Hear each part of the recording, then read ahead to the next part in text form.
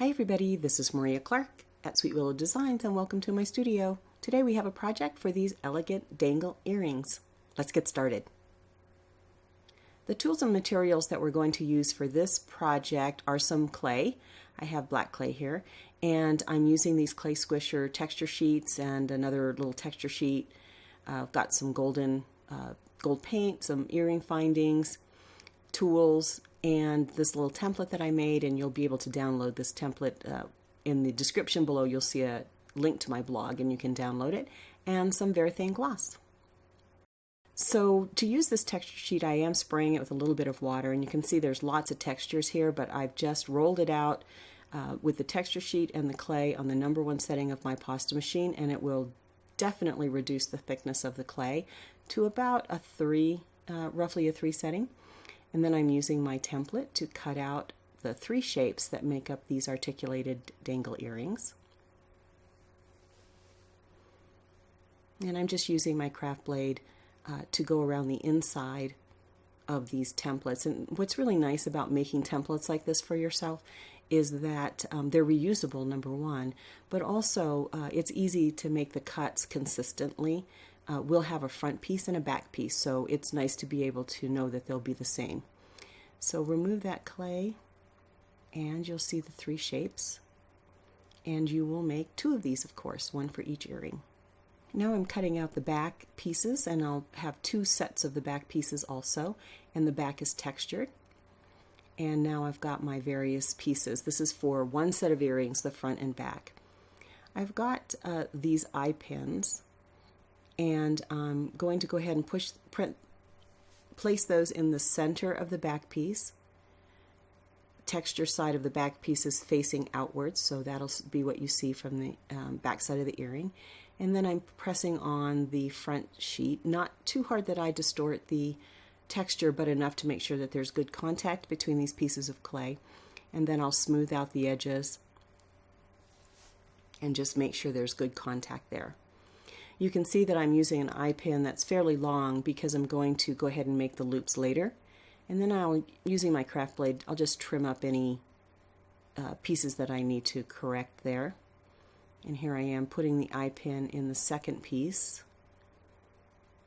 One thing I wanted to tell you about how these eye pins are placed, because these dangle components have little notches, the first 2 have little notches, I'm making sure that I put the eye pin in the notch because it's really hard to make a loop there after the fact. It's much easier to make the loop on the top piece. So I want to be sure you note that placement. And then again, I'm just cleaning up the edges. Here's a smaller eye pin. I just cut it down, and I'm putting some bends in it so that I know it won't come out. And just straighten it up a little bit. And I'll place that in the center top, and then I'll place the top sheet on top of the back piece. Get it lined up, and then make sure that those are well adhered.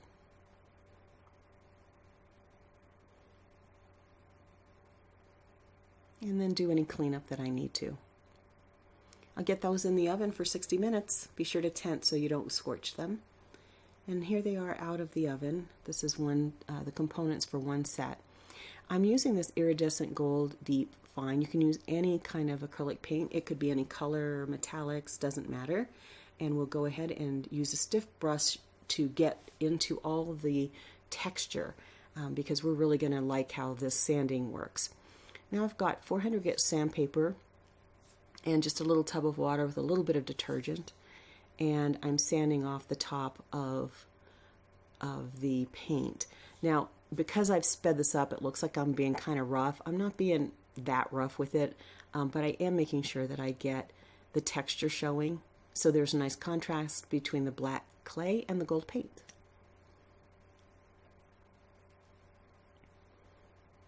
You can take as much of the paint off as you want until you get the relief look from the texture sheet that we used. I really love the way the texture is revealed when you do the sanding like this.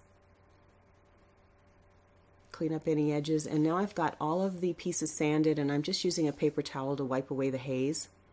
there's usually a little bit of a haze, so I'm just wiping that off. And then I'm going to use my Varathane gloss. And I will apply this. I'll actually apply a 1 coat, let it dry, and I will end up applying 2, 3, maybe 4 coats to get the shine that I'm looking for on the front and the back. And it's just as simple as brushing that on. Now all of those pieces are back in the oven for about 20 minutes to cure that after they're well dried. And here are the pieces. They've got a nice shine on them. So now we're ready to start assembling. I'll get my jewelry pliers and my cutters, and we will go about assembling. Here are the 3 pieces that make up each one of these elegant dangle earrings. And one thing I wanted to mention, you'll notice that all of these eye pins are sort of facing the same way, and you won't be able to really attach them. So I've got to turn this one so it's facing that way.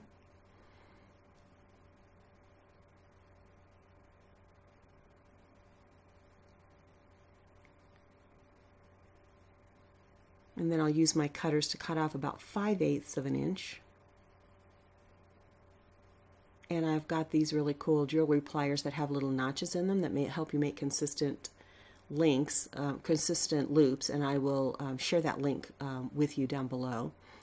And there you go, we've got that particular link made, and you can see how it'll attach now to the top link. We'll form the link on the top, and I'm just checking to see which way I need that loop to go so that it'll attach nicely to the ear wire. And you can see that on this one I've got to make the loop the opposite way. And I'll just form that loop and then break the neck. There, and I've got a nice loop.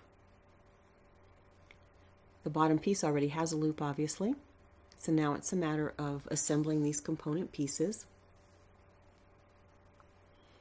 So take my pliers and I will open that loop on the bottom dangle and thread on the middle piece. I need to open it a little bit more. Thread on the middle piece and close it up. Notice that when you're using these, opening and closing these loops, you're using a twisting motion, not a pulling motion. And open that one and thread on that top piece and close it up. Oh, I didn't quite get that, so I'll turn that just a little bit so that it's facing front. And actually it fell off. I didn't have it closed all the way, so I'll have to rethread that and make sure I've got it really well closed. And you know, that's a good tip, that when you're making your own jewelry, you do have to pay attention to those kinds of things, making sure that all of your loops are closed and that your connections are solid. So there you go. That's the main component, the main pieces, the 3 little dangles. And now I'll open the top and I will thread the ear wire. These ear wires are readily available in the craft stores. You can of course make your own, but I usually end up buying them. And there you go. And that's the dangle earring. I think they look really good. They're a really fun dangle, and I think they really do have a nice movement and nice texture. You can use any colors. I hope you've enjoyed this project. I think these are really fun, and I think they came together really easily. Here's a sort of glamour shot of them, and a little bit of a close-up so you can see the texture. I hope you've enjoyed this project. I really enjoyed bringing it to you. These are such fun earrings, and they have such movement and such flair. I really hope that you've enjoyed them. I want to thank you for joining me in my studio. As always, I appreciate you. Thanks for watching. Please consider subscribing, giving me a thumbs up, or leaving me a comment. I love to hear from you. Thanks everyone for joining me in my studio. Take care.